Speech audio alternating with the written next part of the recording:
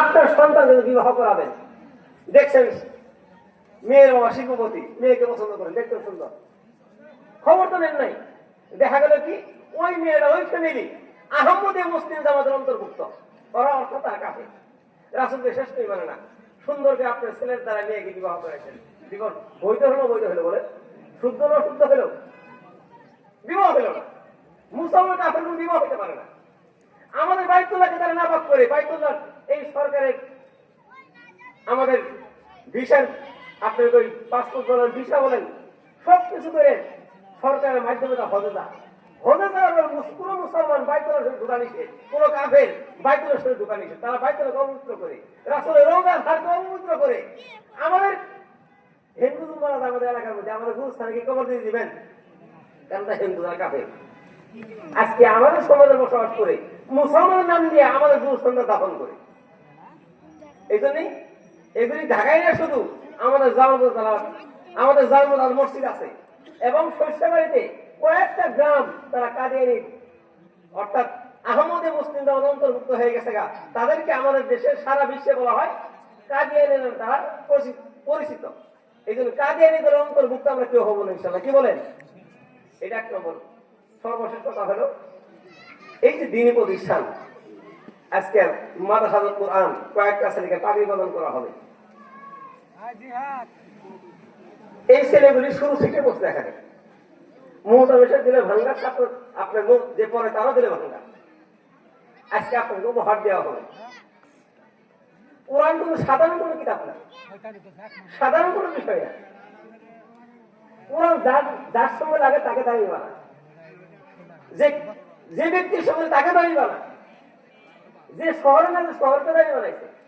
বাইতুল্লাহ শরীফ কোরআন নাযিল হয়েছে, বাইতুল্লাহ শরীফ 1 রাকাত নামাজ পড়ে এখানে 1 লক্ষ রাকাত নামাজ পড়ে, সেই পরিমাণ সওয়াব। মদিনা শরীফ কোরআন নাযিল হয়েছে, মদিনা 50,000 পড়বেন, 50,000 রাকাত পড়বেন, এখানে 1 রাকাত পড়ে সেই পরিমাণ সওয়াব। এই যে কোরআন যার সঙ্গে তাকে দাঁড়িয়ে বানা। এই জন্যই মোল্লা শহীদুল্লাহ সাহেব কষ্ট করে ওনার ভাইরা পরামর্শ করে আপনাদের এলাকাবাসীর সঙ্গে পরামর্শ করে প্রতিষ্ঠান দান করেছে। এখন আমাদের সুবর্ণ সুযোগ, আমাদের সন্তানগুলি আমরা একটা না দেই। আমরা স্কুল কলেজের বিরোধী না, আমাদের কলেজের ছেলে হোক কত মেয়ে হোক, প্রথমেই আমরা নুরানি কিন্ডারে কম্পক দিই। এলাকায় দেখবেন যেহেতু মা বোনরা আছে, আমার মনে হয় 2 জন মা বোন বের করতে পারে, যারা আলেমা না, যারা মাদ্রাসা পড়ে নাই, ওই সময় যারা স্কুল কলেজে পড়ছে, এরকম 2 জন মেয়ে 2 জন মা বোন বের করে দিতে পারে এলাকার থেকে, যে তাদের কোরআন তেলাওয়াত করি। অনেক শিক্ষায় শিক্ষিত হয়েছে, বিবাহ শাদীর মধ্যে বিউটি পার্লারে যায়, নেল পালিশ ব্যবহার করে। একজন মেয়ে শিক্ষিত, ডাক্তার, ইঞ্জিনিয়ার, বিশেষ ক্যাডার, বিবাহ শাদীর মধ্যে নেল পালিশ ব্যবহার করছে। নেল পালিশ ব্যবহার করার পরে যখন শরীর নাপাক হয়ে যাবে, তখন সে 1 মাস একাধারে গোসল করে নেল পালিশ না ওঠে, সে পাক খাবে না পাক খাবে, বলে না পাক খাবে। এই মাসটা সে জানে না, শিক্ষিত হওয়ার পরে সে মাসটা জানে না। এই জন্যই কোন কারণে মানুষের আপনার নামাজটা ভঙ্গ হবে সে জানে না। একজন মহিলা নামাজ পড়তেছে, তার চুল একটা দাঁড়িয়ে গেছে, পূর্ণ চুল একটা বের হয়, তার নামাজ নষ্ট হয়ে যাবে। পাকটামির মাস নামাজ জানে না, নামাজ জানে না, পড়তে জানে না, তারা জানে খালি সংসার আর সংসার। ঠিকই সন্তানকে বেঁচে থাকবে, মেয়েকে কেমনি বিবাহ দিয়ে যায়, ভালো জায়গায় কেমনি বিবাহ দিয়ে যায়, অলঙ্কার নিয়ে নিজেরা কেমনি প্রতি মাসে মার্কেট করে, প্রতি সপ্তাহে মার্কেট করা যাবে। অনেক ফ্যামিলি এরকমই আছে, বাইরে আর রান্না বান্না করে হোটেলে দেখায়। পর্দা কি জিনিস নাই, কোন পোশাকের, এই যে পোশাক কোন বিষয়ের কথা বলবো, এটা পোশাক। আজকে আমাদের তো আল্লাহ তাআলা বিভিন্ন মাখলুকাত যেগুলি আছে, হিংস্র প্রাণী বলেন, বিভিন্ন প্রাণীদের তাদেরকে আল্লাহ পোশাক দেন। আল্লাহ তাআলা মুসলমানদের পোশাক দান করেন, ইনসানকে পোশাক দান করে, বড় নিয়ামত। আমি উলঙ্গ থাকলে কেমন দেখা যেত বলে, কিন্তু আজকাল দেখা যায় মেয়েরা পোশাকের তরিকা নাই। আমি যে মুসলমান, রাসূল কি আমাদেরকে পোশাক তরিকা দেন নাই? কোন তরিকা, পুরুষরা কি ধরনের পোশাক করবে, মেয়েরা কোন ধরনের পোশাক করবে। কিন্তু দেখা যায় আজকাল মেয়েরা ছেলেদের অনুসরণ করে, ছেলেরা গেঞ্জি পরে, মেয়েও গেঞ্জি পরে, ছেলেরা জিন্সের প্যান্ট পরে, মেয়েরাও জিন্সের প্যান্ট পরে। পরে কিনা বলে ছেলেরা সিরা প্যান্ট পরে, প্যান্ট ছিঁড়ে গেছে গাড়ি দেয়, অনেক স্টাইল হয়ে গেছে এখনকার, মেয়েরাও সিরা প্যান্ট পরে। এই জন্য আমরা জাতিকে বাঁচাতে চাই। ওই যদি আপনার কলিয়ার টুকটাকে নুরানি মাদ্রাসায় দেন, হেফজ খানা দেন, 3য় শ্রেণী পড়ান, তাহলে এই ছেলে কোনো বিপদগামী হবে না, এই মেয়েও বিপদগামী হবে না। এই মেয়ে কোরআন শরীফ যে কোনো জায়গা থেকে ধরবেন সুন্দর করে নাজারা করে দিতে পারবে। এবং সূরা বড় বড় সূরাগুলি, সূরা ইয়াসিন, সূরা ওয়াকিয়া, সূরা মুলুক, কোন দামি দামি সূরা, সূরা মুলুক 30টা আয়াত। যে ব্যক্তি বিছনায় যাওয়ার পর শোয়ার আগে 30টা আয়াত করবে, রাসূল ফরমান মৃত্যুর সময় তো মৃত্যু হয়ে যাবে, তো ওই সূরা মুলুকের 30টা আয়াত তাকে সুবাহিতে জান্নাত নিয়ে যাবে। সূরা মুলুক পড়বে কি তেলাওয়াতে জান্নাত, কোরআন শরীফ পড়তে জানা না। এই জন্য আমাদের মা বোনেরা কোরআন শরীফ পড়তে পারে, এই জন্য নুরানি প্রতিষ্ঠান দেওয়া হয়েছে। আমাদের মুসলমান সন্তান যেন আমি প্রত্যেকে নিয়ত করবো, আমার কোন সন্তান যেন কোরআন শরীফ পড়তে পারে না, এলাকায় যেন এরকম কোন সন্তান না থাকে, ছেলে হোক অথবা মেয়ে হোক। আমরা রাজি আছি তো ইনশাআল্লাহ? কি বলেন? সন্তান দিব না ইনশাআল্লাহ? দিব। আল্লাহ তাআলা সকলকে কবুল করেন। ওয়া আখিরু দাওয়ানা আলহামদুলিল্লাহি রাব্বিল আলামিন। লম্বা সময় নিলাম, মাফ করে দিন। আমি হুসাইনিয়া মাদ্রাসা আওলাদ রাসূল, তো তার সঙ্গে হিন্দু সম্পর্ক, হুজুর ক্লাসে যাইতো, এই হিন্দু যায় হুজুর রুমে যায় বসে থাকতো, গভীর সম্পর্ক হুজুরের সাথে। হিন্দু মারা গেছে, মারা যাওয়ার ধর্মের লোকেরা, তার আত্মীয় স্বজন যেভাবে তাদের ধর্মে বলে, অর্থাৎ আগুন লাগায় পুড়িয়া শেষ করে দেয়, পুড়িয়া শেষ করে দিছে। সবাই চলে গেছে গা। 2-4 দিন যাওয়ার পরে ওই দারুণ দেওবন্দের এক হুজুর খাবে দেখছে, খাবে তার সাক্ষাৎ দেখে তাকে জিজ্ঞেস তোমার অবস্থা কি? বলতেছে আল্লাহ তাআলা আমাকে মাফ করে দিছে।